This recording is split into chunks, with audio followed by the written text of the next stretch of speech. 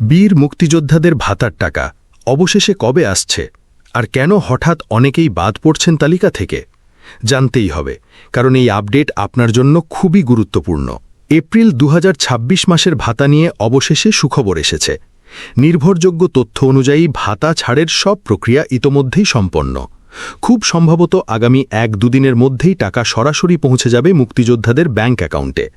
তাই যারা অপেক্ষায় ছিলেন তারা এখন যে কোনো সময় সুসংবাদ পেতে পারেন।